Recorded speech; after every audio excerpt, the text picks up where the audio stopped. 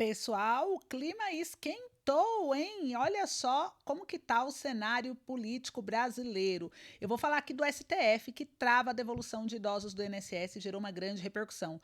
Não aguentou a pressão e tivemos renúncia de cargo. Além disso, Moraes se manifesta em relação à sanção dos Estados Unidos. Então, eu tenho aqui algumas notícias importantes. Vocês vão perceber que os bastidores da política brasileira tá pegando fogo, né? Enquanto o ministro do STF trava a devolução de valores que já deveriam estar de volta no bolso dos aposentados, o Alexandre de Moraes aumenta a tensão e entra em choque direto com os Estados Unidos. Em meio a isso, uma renúncia do alto escalão também acontece e pegou todo mundo de surpresa. E no centro desse turbilhão surge aí uma questão que não dá para ignorar. Responde aqui para mim nos comentários: você é a favor ou contra a punição que os Estados Unidos aplicou no ministro do STF, Alexandre de Moraes? Você acha que o ministro Alexandre de Moraes excede o seu poder ou não? Já deixa aí o seu comentário. Se ele aplicasse todos esses tipos de sanções também na esquerda, você teria a mesma opinião? De repente você é de ideologia de esquerda, ou você que é de ideologia de direita, ou de centro, enfim. Vão comentando aí. Já deixa seu like também, não esquece de se inscrever no canal, ativa o sininho de notificação, porque aqui você não só acompanha os fatos, mas entende o que realmente está por trás dessas movimentações. E a tensão cresce, as narrativas se chocam e os próximos passos podem gerar aí grandes impactos, né? Muito maiores até do que parecem nesse exato momento. Eu começo aqui a questão do Alexandre de Moraes, que deu a notícia no jornal G1, que traz uma situação bem delicada e que gerou muita polêmica. O ministro do STF, Alexandre de Moraes, afirmou que os bancos brasileiros poderão ser responsabilizados, ou seja, terão sanções aqui no Brasil, caso eles obedeçam às sanções impostas pelos Estados Unidos dentro do território nacional, como, por exemplo, bloquear os cartões de crédito dele. E a declaração foi feita após questionamento sobre eventuais efeitos das medidas norte-americanas em relação ao presidente Donald Trump. E, segundo Moraes, apenas autoridades brasileiras têm competência para decidir sobre penalidades a serem aplicadas dentro do país, né? Ele destacou que nenhuma instituição financeira pode, por iniciativa própria, adotar sanções externas que atinjam cidadãos ou empresas brasileiras sem respaldo legal interno. Então, a fala do ministro ocorre em meio a um debate mais amplo sobre a soberania nacional e os impactos de decisões estrangeiras sobre o funcionamento das instituições no Brasil. Enquanto setores defendem que o país deve se resguardar de ingerências internacionais, outros alertam para possíveis dificuldades de bancos e empresas que operam em escala global e precisam conciliar regras de diferentes jurisdições. Então, o tema deve seguir em discussão envolvendo aspectos jurídicos, econômicos e diplomáticos, né, especialmente quanto ao equilíbrio entre a autonomia do Brasil e a integração do sistema financeiro internacional. Mas olha só a matéria que saiu aqui no G1 para vocês verem depois, quem quiser ler, né, por completa. A matéria está aqui, ó. Moraes diz que bancos podem ser punidos se aplicarem sanções dos Estados Unidos. Então, o ministro foi sancionado, né, pela lei dos Estados Unidos que pune estrangeiro. Flávio Dino, do STF, proibiu restrições logo após os Estados Unidos fazer isso, né? O STF rapidamente agiu, já colocando outras situações, inclusive proibindo restrições decorrentes de atos unilaterais estrangeiros por empresas do Brasil. Isso para proteger aí, muitos acreditam, o Moraes, né? Então, o que vocês acham disso, hein? Aí, enquanto isso, não é só isso, não. A gente tem mais um caso aqui que é a respeito do Mendonça, né? Uma outra situação também que gerou uma repercussão foi o ministro do Supremo Tribunal Federal, o STF, o André Mendonça, que pediu vista e suspendeu o acordo que previa aquela devolução dos descontos indevidos aplicados pelo INSS em benefícios previdenciários. A decisão interrompe temporariamente a medida, que impacta milhões de segurados que aguardam ressarcimento. Então, a interpretação sobre essa suspensão varia muito de acordo com o campo político. Por exemplo, os setores de esquerda, a decisão foi vista como um retrocesso e um prejuízo direto aos aposentados e pensionistas, porque para esses grupos a suspensão representa a postergação de um direito já reconhecido, né, dificultando a reparação do governo aos beneficiários de perdas sofridas, né, por essa situação de golpe. Então, argumenta-se que o Estado deve priorizar a proteção social e a devolução imediata dos valores. Só que o problema é onde? Da onde tira o dinheiro, porque como as instituições ainda estão sendo investigadas, ainda não tem o dinheiro delas para devolver os beneficiários. Então o governo queria usar o dinheiro público do povo brasileiro, pagador de impostos, para ressarcir os aposentados, e eles não têm que esperar, e sem afetar a questão do teto de gastos, né?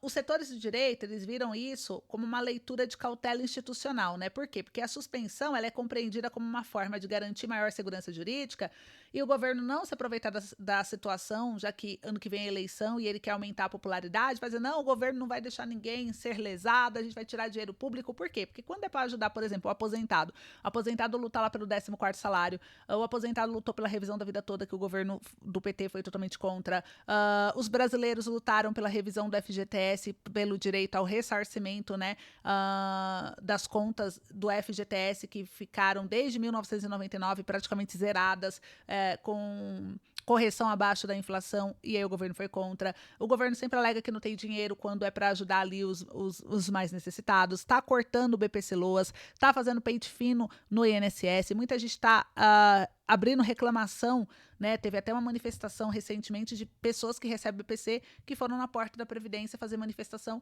porque estão tendo benefício cortado sem nenhuma aviso prévio. E dizendo está ilegal, inclusive de acordo com o pente fino, né? Então a gente vê aí algumas coisas acontecendo aí no INSS e que gera uma preocupação no cidadão, mas quando é para fazer algo que pode afetar a popularidade, a gente vê o governo agindo rapidamente e tirando dinheiro público para poder ressarcir. Só que aí o problema é o seguinte, ele não quer que isso afete no teto de gastos para ele não ser punido, né? Porque ele está gastando mais quando ele está mexendo no dinheiro público, ele não quer que isso contabilize. Então a gente vê uma manobra, uma certa manobra, e a direita ela vê isso, né? Essa suspensão que é necessária para avaliar direito à segurança jurídica com mais profundidade esse impacto financeiro e operacional da medida para os cofres públicos. Então, os defensores afirmam, né, dessa posição que a devolução dos valores precisa ser equilibrada com a sustentabilidade fiscal e administrativa do INSS. Então, não é bem assim não, né?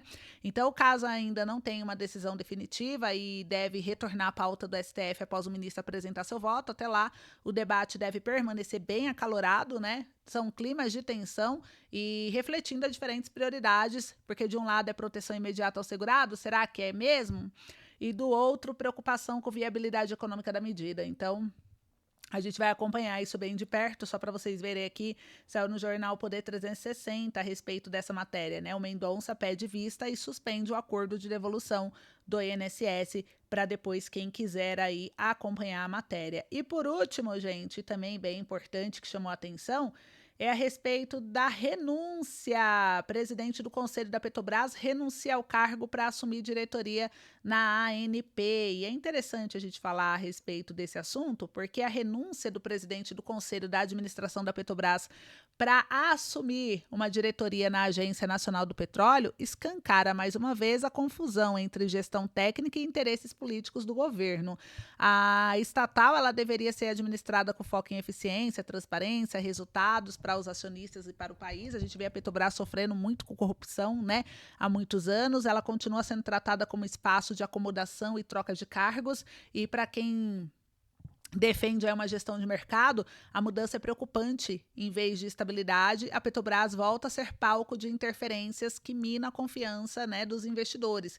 Não é de hoje que a empresa sofre com decisões tomadas muito mais por conveniência política do que por critérios técnicos. Então, esse tipo de movimentação reforça a percepção de que o governo prioriza o aparelhamento da máquina pública em detrimento da governança empresarial. E a transição do Conselho da Petrobras para a ANP leva ainda dúvida sobre a independência regulatória, né? Afinal, como garantir que uma agência responsável por fiscalizar e regular o setor não será apenas extensão da mesma lógica que hoje controla a estatal? Então, essa sobreposição de interesses prejudica não apenas a Petrobras, mas todo o mercado de energia, gerando aí uma insegurança para os investidores nacionais e internacionais. E o Brasil precisa de uma Petrobras forte, né? Livre de ingerência política, não de constantes mudanças de comando que serve mais ao projeto de poder do governo, pelo que a gente está vendo aqui na matéria, do que ao desenvolvimento do setor energético e ao benefício do consumidor brasileiro. Olha só a matéria que saiu pela Folha de São Paulo. Tá aqui, ó. presidente do Conselho da Petrobras, renuncia ao cargo para assumir diretoria na ANP. Então, aqui mostra, né, que o Senado aprovou na terça as indicações do Pietro Mendes e Arthur Neto para a agência reguladora. Então, o presidente do Conselho da Administração da Petrobras, ele renunciou ao cargo na quarta, dia 20, após ser aprovado pelo Senado para ocupar uma diretoria da ANP.